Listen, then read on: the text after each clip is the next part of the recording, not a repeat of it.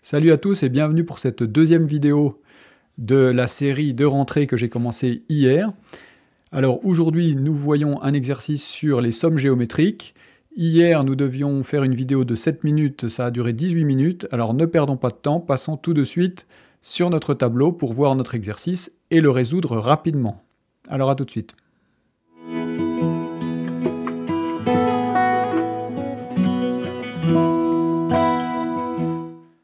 Alors aujourd'hui, nous voulons calculer en fonction de n, donc la somme Sn, qui est la somme, alors nous avons parlé du signe somme hier, donc pour ceux qui ne sont pas au fait, vous pouvez regarder la vidéo d'hier. Donc la somme pour k allant de 0 à n de 5 fois 3 à la puissance k plus 1 sur 2 à la puissance 2k moins 2.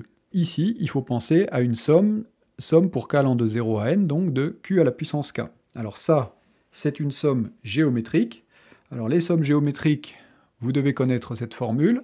Et si vous ne les connaissez pas, vous retrouvez cette formule ici, donc dans la page 12 du formulaire Maths essentiel.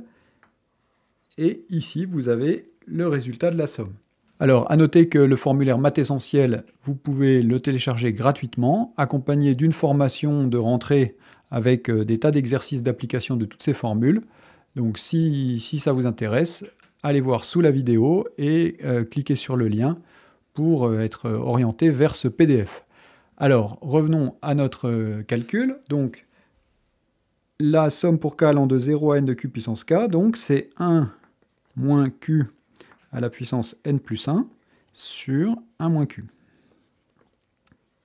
Alors évidemment, cette formule est valable quand q est différent de 1, ce qui va être le cas ici. Alors, on pourrait se demander, d'accord, mais quel est le lien entre q à la puissance k et 5 fois 3 à la puissance k plus 1 sur 2 à la puissance 2k moins 2. Alors on va écrire ça. Donc 5 fois 3 à la puissance k plus 1 sur 2 à la puissance 2k moins 2. Et on va utiliser ici les règles sur les puissances pour transformer ce calcul en une forme une constante fois q à la puissance k.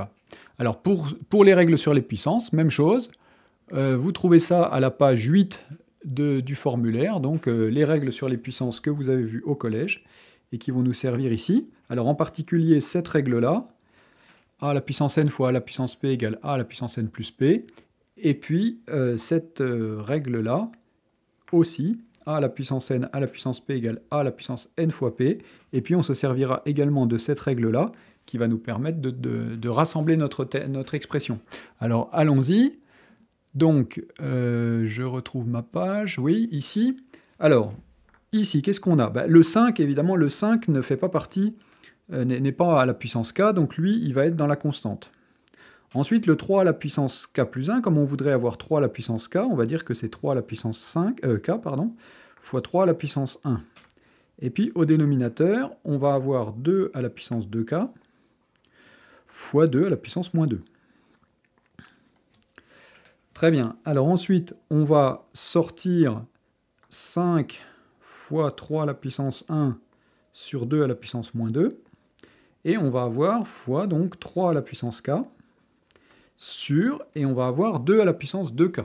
Alors là, on va utiliser la formule de puissance, donc 2 à la puissance 2k, c'est 2 à la puissance 2 à la puissance k. Et donc, ça nous fait, alors, 5 fois 3 puissance 1, ça fait 5 fois 3, 15. Alors, sur 2 à la puissance moins 2. Alors, qu'est-ce que c'est que 2 à la puissance moins 2? Eh bien, c'est 1 sur 2 à la puissance 2. Et puis, donc, fois 3 à la puissance k, sur 2 au carré, ce qui fait 4, à la puissance k. Alors ensuite, on a un petit calcul avec une division de fractions. Ça, on le trouve à la première page du PDF, mais je ne l'ai pas sous la main. Donc, on va faire 15 fois l'inverse de 1 sur 2 au carré. Alors, 1 sur 2 au carré, ça fait 1 quart. On multiplie par l'inverse, c'est-à-dire 4 sur 1. Et puis, on utilise la règle qui nous dit que a à la puissance k sur b à la puissance k, ça fait a sur b à la puissance k, et donc 3 quarts, le tout à la puissance k. Alors, il nous reste à calculer 4 fois 15. 4 fois 15, ça fait donc 2 fois 15, 30 fois 2, 60. 60 fois 3 quarts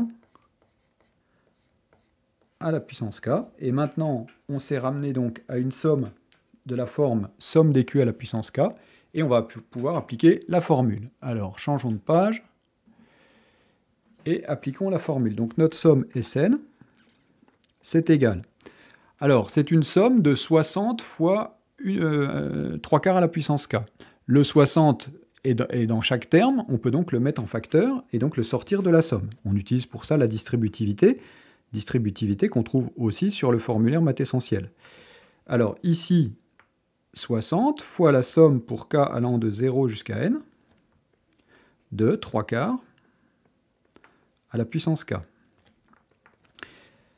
Donc ça nous fait 60, facteur de 1 moins 3 quarts à la puissance n plus 1, sur 1 moins 3 quarts. Égal, alors on simplifie.